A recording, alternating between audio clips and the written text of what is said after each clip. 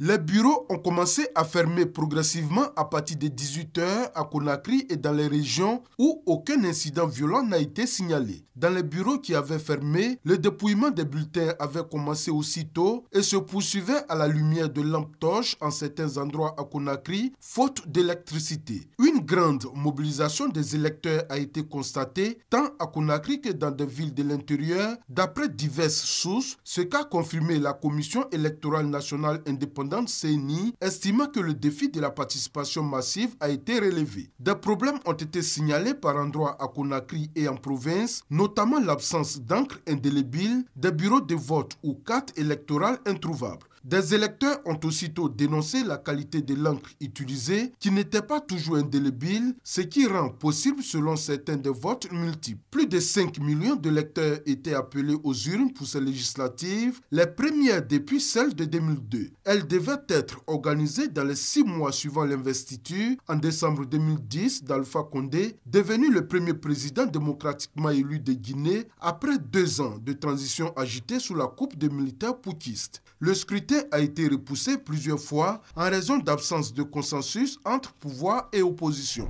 notamment sur le fichier électoral. Le processus électoral a été grippé pendant plusieurs mois par un bras de fer entre les deux camps qui a parfois conduit à des manifestations marquées par des violences meurtrières. L'opposant Cellou Dalein Diallo, principal adversaire politique du président Condé, a de son côté regretté des anomalies ayant empêché des militants de l'opposition de voter. Il a mis en garde contre toute tentative de fraude, ce qu'a également fait Sidya Touré, autre chef de l'opposition. Nous sommes déterminés à aller aux élections dans la paix, mais nous n'accepterons pas des résultats tronqués. Toute la Guinée sera dans la rue si jamais nous constatons que les résultats donnés ne sont pas conformes à la réalité, a averti Sidya Touré. Au total, 1714 candidats parmi une trentaine de listes ont participé à ces élections visant à désigner 114 députés. En dépit de la multitude des candidatures, le scrutin se résume pour l'essentiel à une confrontation entre les deux coalitions constituées autour du Rassemblement du peuple de Guinée RPG tendance socialiste du président Condé et de l'Union des forces démocratiques de Guinée UFDG tendance libérale de Cellou Dalein Diallo. Un des points fondamentaux de désaccord entre les deux camps était le fichier électoral que l'opposition soupçonnait d'avoir été gonflé en faveur du pouvoir dans les zones considérées comme pro-Condé et réduit dans des zones réputées fiefs des opposants. Autre point de désaccord, la CENI, jugée partiale par les opposants. La contestation politique a été marquée ces derniers mois par plusieurs manifestations qui ont dégénéré en débordements meurtriers.